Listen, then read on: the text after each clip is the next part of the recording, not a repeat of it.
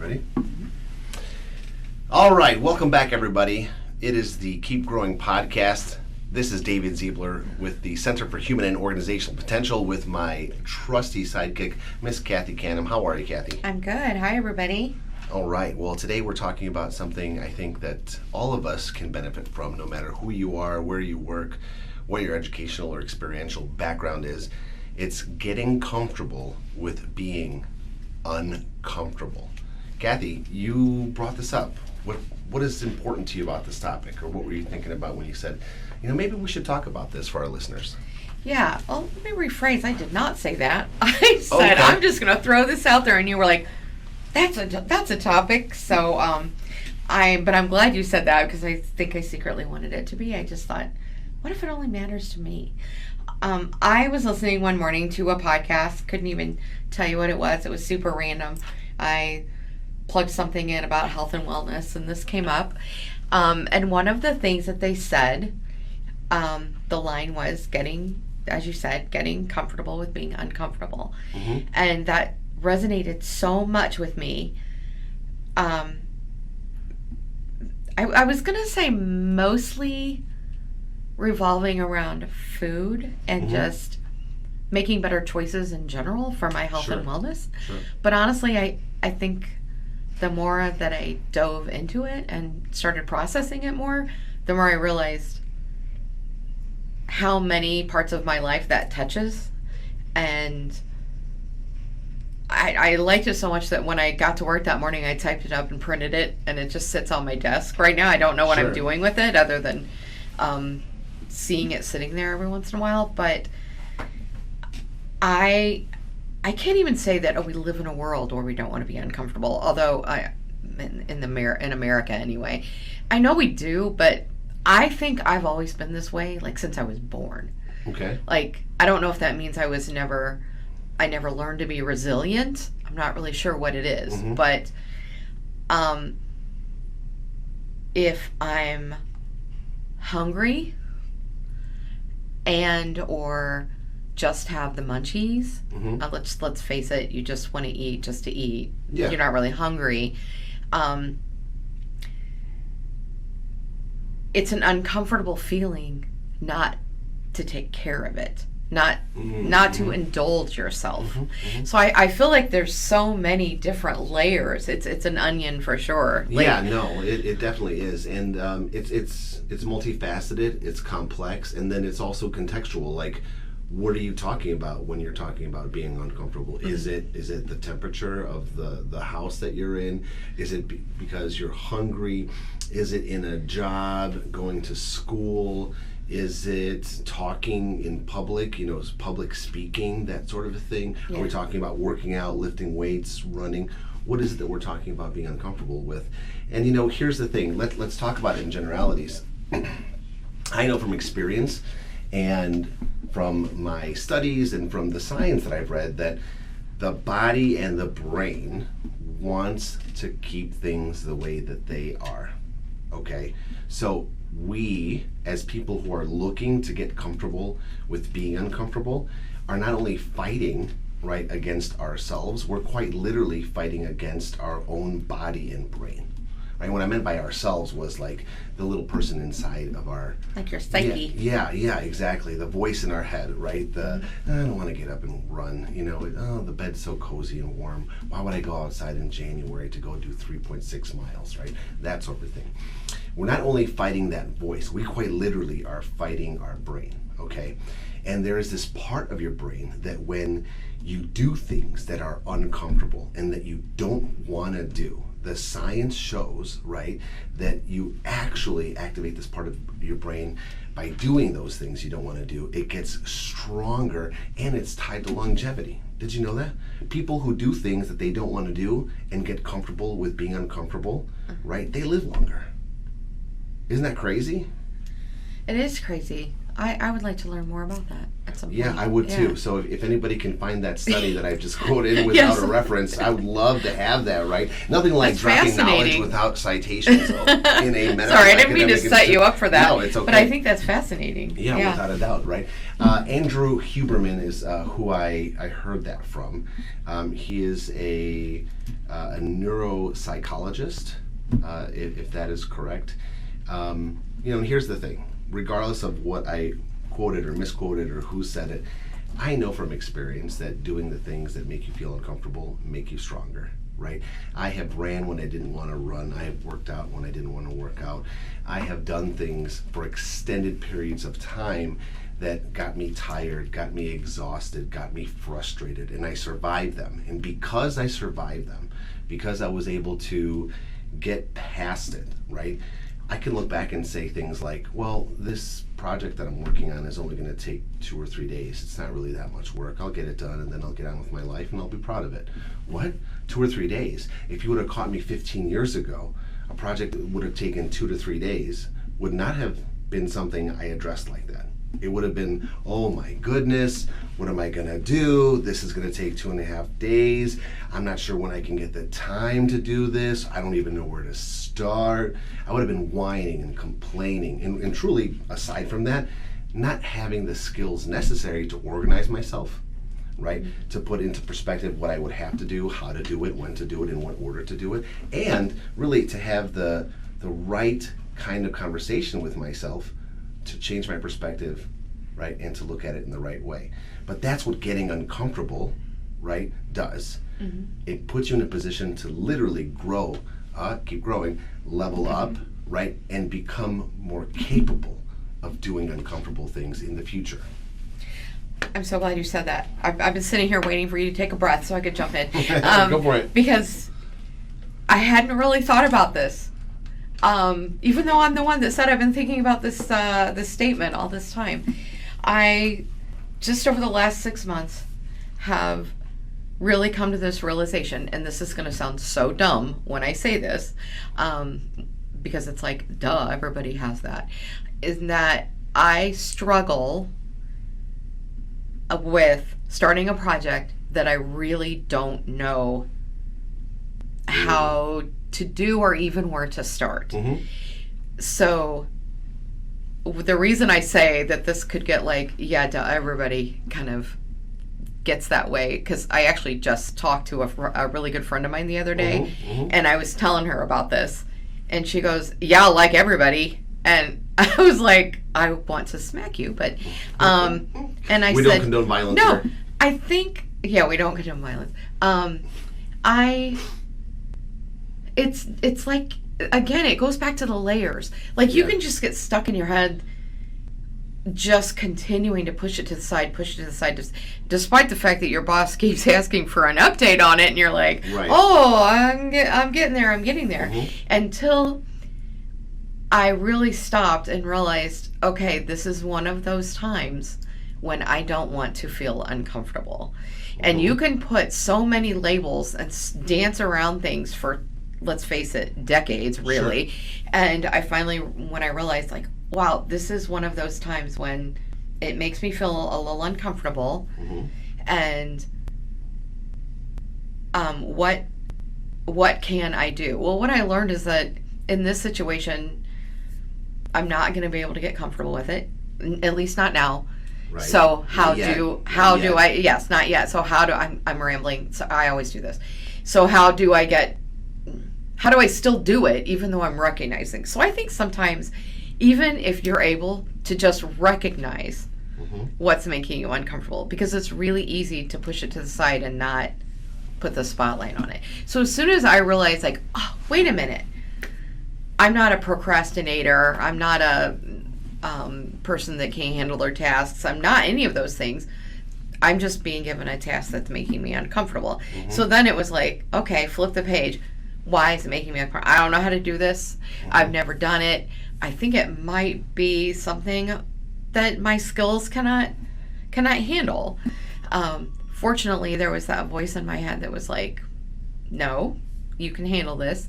And then I kind of resorted to like a little of the Atomic Habits, like what is one thing you can do. There you go. Even though it's going to be a little uncomfortable. Mm-hmm. You're like, if you're going to go take a run, you've got to be a little sore if you haven't done it in a while. Sure. But what's one thing? And I made that decision on what that one thing was going to be. And just like in Atomic Habits, just like they say, once you do that one thing, you're like, okay, well, I did one. I can do a second thing. I can do a second thing. And next thing you Right. know, I had a lot of plans put together and some goals put together, and I was able to go to my supervisor and sit down and say, here's where I'm at right now. Do you think I'm going in the right direction with this? Mm-hmm. And do you have any? So it was like, once I got there, it was like, okay. So I'm still uncomfortable with it. Sure. But I feel stronger and smarter, and, you know, according to your study, I'm clearly going to live longer because of it. I'm going to live longer because of this task. Yeah. Well, we'll get Dr. Andre Barkey in here one day to talk about that. Yeah. Yeah. But, you know, there's a lot that you're talking about there. And what I want to ask you first is, when you were procrastinating, how's this? When you were putting it to the side, right? And you said, oh, and your supervisor's asking you, what's the update? What's going on? You know, I'm assuming that there's a little bit of anxiety that goes along with being in that scenario, right? Right. Okay. Yes. So what's important to understand is that when you are not addressing the thing that's going to make you comfortable, right, you're still not living a carefree life. You're thinking about it, you're anxious about it, you're worrying about it in some form or fashion, right? Just because you're not doing it doesn't mean that there isn't a cost, okay? So we have to decide, well, what cost do I want to pay? Do I want to pay the cost of skirting the issue, or talking about it, or reporting on it to my supervisor, right? Do I want to pay the cost of feeling guilty and ashamed that I haven't done what I needed to do or what's been tasked of me? Or do I want to pay the cost of sitting down and thinking, right, critically about what if I could do something, could I do first? What if I needed to learn something, could I learn in order to get started? You ask that question as you did, you answer it, and then you take one step. One step. The journey of 1,000 miles starts with one step. Mm-hmm. Eat an elephant one bite at a time, right? And it is the snowflake that caused the avalanche, the straw that broke the camel's back. One step really can make the difference, okay? So we get to that place and we start taking small incremental steps, and then we can address this change in a slow, easy way that's very manageable from an emotional and a psychological standpoint. And we know and remember, after this task is completed, right, that holy cow, I can do things that I don't know how to do. And it's amazing the mind shift that can occur. And yes, you became stronger because not only are you growing as a person, but you're developing new research skills. You're developing your ability to be self-sufficient and self-reliant. Mm-hmm. You're developing your confidence and self-regard. Look what I did. Look what I can do. Look what I've accomplished in the past. This should be no problem. It's an unknown, but I've done unknowns before. That's how it gets you going, right? So being comfortable with the uncomfortable, I think in part is just about having the right skills to navigate that initial discomfort, right? Mm-hmm. And that unknown, so that you can make the unknown known and move forward. I'm curious as to what you think about a big part of that once I heard that statement, mm-hmm. that made me start thinking about it more, was what is making me uncomfortable. That helped me peel the onion, so to speak. And in this case, and it might be different depending on what, I think I'd have to think about it. It might be different depending on what the situation is. But in this one, I like to be in control. And when I'm pushing that to the side and I'm working on all of these other things that I do know how to do, mm-hmm. That I've done, even if they are tasks that I haven't done a lot, if I can see it through to the end, I'm like, okay, I'm on it. Mm-hmm. So I feel like that was how I could continue to shine and or be in control. So I realized I also need to think about that control piece. What cost am I paying to continue to be in control of these things, but let this keep getting pushed to the side? Such an amazing thing to bring up, because you know what, you weren't just staying in control, you were also, and this is an additional cost, you're also placating yourself, right? And you were neutralizing your growth, and you were rationalizing. You know how sometimes we can self-rationalize bad decisions, right? Well, I'm still getting work done. I'm still doing what I gotta do. I'm still performing, at a very high level. I'm getting the things done that I need to get done, right? This is, and there's a conversation, because the body and the mind want to keep you comfortable. They want to keep you in the same place that you're at, right? Don't run. Ow, that hurts. Stop. You're breathing heavy and sweating and hot. You should stop running. Yeah. Well, wait a minute. If you've ever been there and you push through that 30, 45, 55 seconds of that discomfort, next thing you know, your side doesn't hurt as bad. Oh, you got your wind back. Oh, you can keep running. Holy cow, I am going, and 5 minutes ago I thought I was gonna die. Well, that was your brain lying to you. Your brain will lie to you. Why does I think we need to talk about that. Maybe not in this one, but it's survival. It's survival. Yeah, true. It really is. Your brain will work against you sometimes, right? So you have to be strong enough to say, no, I'm in control. I'm going to do the work that I know is difficult, but will pay off in the end, right? And if you really look at it, and this kind of stuff comes from the ABCDE model of time and I love that. prioritization, right? Your hardest task, once done, right, and done to completion, will mean that the rest of the tasks on your list for that day or that week are a cake. They're a cakewalk. It's a breeze. You're done. It's no big deal, right? You move yourself, your organization, your office, your unit, your team forward. You got the most important thing done. You skilled up, and now everything else is like no big deal. You're carved out of wood, man. Yeah. Right? I mean, you're doing great. So I get it. Here's the other thing. You push all this stuff to the side. You get comfortable. You don't grow. You self-deceive yourself, okay? And then, again, like I said, you leave everything on the table. But what doesn't also happen is your reputation within your own mind doesn't improve. Because we know we didn't take the shot. We didn't take the risk. We didn't do it. So whether you acknowledge it or not, your reputation and your self-esteem and your view of yourself, the perspective that you have of yourself, is drastically lessened. And you take that on. You take that on. So you then go from staying within the box of comfort, right, to transforming that box into more of like a cage, prison. We're getting a little deep today. That's deep, David. It truly is. But it's true. I totally visualize it. 100%. And unfortunately, we know people, right, who have never challenged themselves the way that they could have. And you're like, oh man, I see your potential. I see what you could be or what you could have done or what you could have been, but you never really challenged yourself. And when you really think about it, the whole get comfortable with being uncomfortable, it helps me see others in a different light, because you can have a little bit more compassion to realizing they just don't want to be uncomfortable, and I can relate to that, and I get that. Yeah. Well, they're literally fighting human nature. True. Yeah. Right? I mean, it's tough.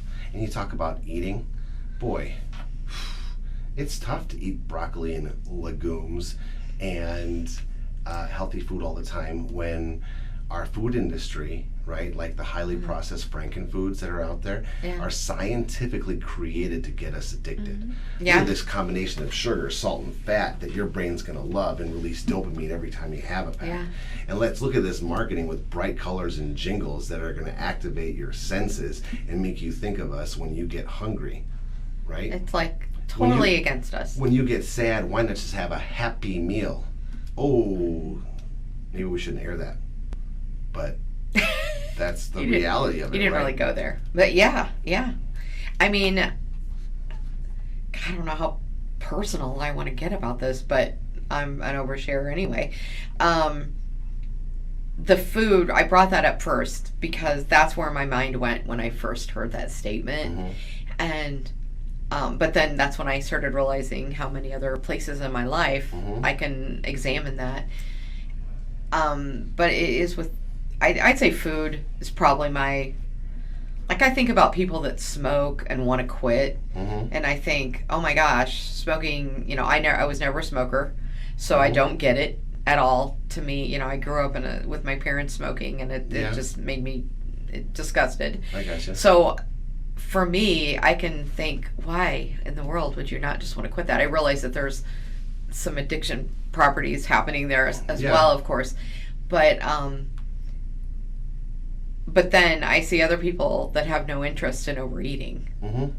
And when they're full, they push the plate away. And even though there's 3 more bites of cheesecake on the plate, that is unfathomable to me. Like, how do you do that? Is that like magic? So I know everybody kind of has their own thing, but that's where I think, okay, if I'm not going to eat those additional 3 bites of cheesecake, that's uncomfortable for me. That is uncomfortable. I don't like how that feels at all.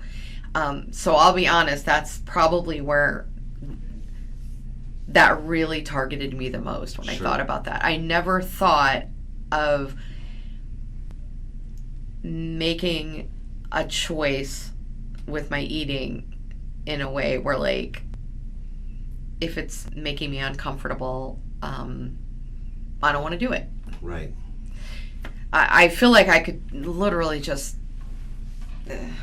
peel that apart forever in a day, because that it almost feels like physical pain. So isn't that crazy? It's a great amount of discomfort, which leads me to suggest something else. The opportunity to grow and become comfortable with the uncomfortable, it's all around us almost all the time. Okay. And it varies in degrees of difficulty for many, but there are opportunities to get uncomfortable, right, and to get stronger because of it, for those moments like the one that you just described, to win. Okay, so for example, you grow up and you are an adult and you realize that making your bed in the morning is futile because you're just going to get in it again, and what's the point here? Okay, that's an opportunity to grow. You cut your grass, okay, are you going to edge it? Well, I don't want to. Why should I edge it? Okay, well, it's an opportunity to grow, right? Let's say you edge it with a weed whacker. That's nice. Or an actual automatic edger. That's even nicer, right? But can you get the hand one? Can you get the old school one from the 1960s, 70s, and 80s, right? I still got one. I hand edge my driveway. Not because it sucks, excuse my language, right? And literally my wife and I argue about it. Like, why do you do that? Why do I do it? Because I want to get uncomfortable. Oh, okay. I want to push myself. Sometimes, right, it's not better to work smarter. Sometimes it's better to work harder. Okay. Right? Plus, I can stay outside a little bit more and enjoy my dad time. I was going to say, physically, it probably feels good too. No, I mean, certainly it is a workout, right? But you're holding this stick with this thing on the end of it, and you're going back and forth and back and forth and back and forth. And you know what? I did it as a kid, and I don't have to do it now, but I do it now because, boy, it sucks. And doing things that suck and doing them like you love them, that makes you stronger. Well, it's that muscle you talked about. Exactly. You're strengthening that muscle. I talk about, you order a steak at a restaurant, you order it medium rare, which is the only way to order a steak, right? The temperature. And I'll die on this. Disagree, but okay. Medium rare. Oh my goodness, that's a whole nother episode, right? It comes back well done. Send it back. Send it back, right? You don't have to be mean. You don't have to be discourteous. But you can be. I know you're going. That is horribly uncomfortable for people. Horribly uncomfortable. Yes. But you've entered into a social contract with this restaurant, right? That they are going to give you food that you paid for, and they asked you how you wanted it cooked. They asked you. So when it comes back not cooked the way that you wanted, the way that they asked you, right? Or you told them when they asked you, it's okay to say, my apologies. Does look like the steak is well done, and I did order it medium rare. Would you please fix that for me? I'd really love my steak medium rare. Now I served, I don't know if people know this, but I served at TGI Fridays and Giordano's and other restaurants I did for not about know 10. that. I was a server for 10 plus years. Okay. That's how I actually met my wife, right? She was my server trainer. Yet another podcast episode topic. Yes, Maybe not. yes. We won't go there. But here's the thing. As the server, you're mortified. Oh my God, I am so sorry. Let me take that right from you. Let's fix this right away. Let's get you, do you want another drink? Do you want a appetizer? Can I comp that dessert that you might have? We're terrified that something's going to go wrong with your experience anyway. So when your filet or T-bone or porterhouse or skirt steak or whatever it is comes out well done and you're a medium rare person, oh my goodness, we're trying to fix it as much as possible right away. So the opportunities to flex this muscle, to get stronger, are all around us, right? I'm uncomfortable with someone talking like this or talking about that. Then say it. I don't want to talk to my kid's teacher about my kid's grades. I'm just going to see if it kind of works out, or about the bully that they have in class. Talk to that teacher. Talk to that teacher. Assert yourself, right? You can be kind, you can be direct, you can be clear, but it's very important to take those opportunities that are all around us to grow, to get uncomfortable. And if you can do that, it makes the project at work a little bit easier. Over time, it becomes much easier. Because again, the skills are transferable. So you talk about the muscle. So when I heard you say that, I'm thinking that at some point I'm going to be like, I recognize this feeling. Oh yeah, this is like the time when XYZ happened, Yep. and I survived it, and this is what I did, and so I'm gonna do that again. So to me, that's sort of like that's demonstrating that muscle being stronger. Without a doubt. Without a doubt. Yeah. But you got to keep doing it. Because just like a muscle, it can wither and it can go back to the way that it used to be. If you spend enough time challenging yourself and doing the uncomfortable, right, to get comfortable with and get stronger, it will keep going. If you got to a certain place and then stopped, you're weak again. And you'll have that internal dialogue ready to go all over again. Yeah. You don't need to do the project right now. We can put it off. You don't need to get up. The steak, well done, just put some ketchup on it. What? Yeah. Ketchup doesn't go on steak. I'll die on that hill too. I would too. Okay, there you go. Well, we're almost at 27 minutes, so we can kind of wrap up. I'd love to hear about how anybody feels about that statement, getting comfortable, the idea of getting comfortable with being uncomfortable. Right. I said that backwards. Yes. And I'd also love to hear if anybody is going to kind of do a little self-reflection and find something where that they recognize that that's happening, and maybe how they might tackle it. Absolutely. Like, comment, share. Again, in the comment section, share your stories. Share your ideas of what you can do to be, a person that's working on getting comfortable with, what they're uncomfortable with. And we'll see you next time, folks. All right. Bye. Thank you so much. Keep growing.